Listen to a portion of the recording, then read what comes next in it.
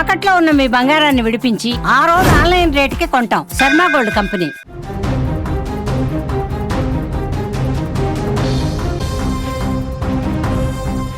ధర్మశాల వేదికగా టీమిండియా బౌలర్లు నిప్పులు జరిగారు.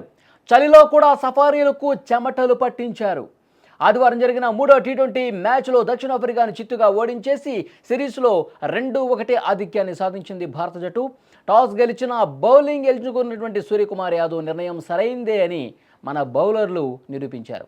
ఇన్నింగ్స్ ఆరంభం నుంచే సఫారీ బ్యాటర్లకు వణుకు మొదలైంది. ముఖ్యంగా హర్షదీప్ సింగ్, యువ పేసర్ హర్షిత్ రాణా పవర్ ప్లేలోనే వికెట్లు తీసి దక్షిణాఫ్రికా నడ్డి విరిచేశారు.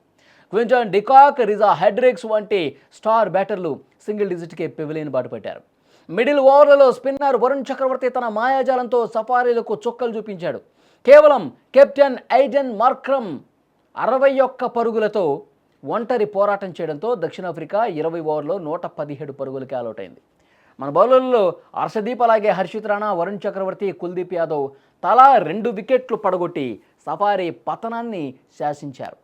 ఆ తర్వాత 118 పరుగుల స్వల్ప లక్ష్యంతో బరిలోకి వచ్చినటువంటి టీమిండియాకు ఓపెనర్ అభిషేక్ శర్మ అద్దిరిపోయే ఆరంభం ఇచ్చాడు.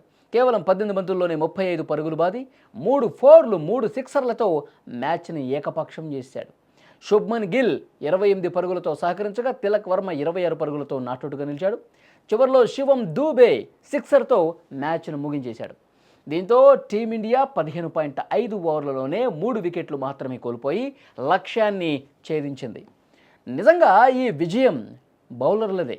బౌలర్లే కీలక పాత్ర పోషించారు. వికెట్ల వేట కొనసాగించారు. ఇన్నింగ్స్ ఆరంభం నుంచే భారత బౌలర్లు సఫారీలను ఉక్కిరిబిక్కిరి చేశారు. బంతి స్వింగ్ అవుతుంటే దాన్ని ఎలా ఆడాలో తెలియక దక్షిణాఫ్రికా టాప్ ఆర్డర్ మొత్తం చేతులెత్తేసింది. ఒక పక్క పేసర్లు బౌన్సర్లతో భయపెడుతుంటే ఇంకో పక్క స్పిన్నర్లు తమ మాయాజాలంతో చక్రం తిప్పారు. ఆ దెబ్బకు దక్షిణాఫ్రికా బ్యాటింగ్ లైనప్ మొత్తం కూడా ఒకరి తర్వాత ఒకళ్ళు ప్యాకం మేడలా కూలిపోయినటువంటి పరిస్థితి. భారీ స్కోర్ చేస్తారేమో అని చెప్పి అనుకున్నారు.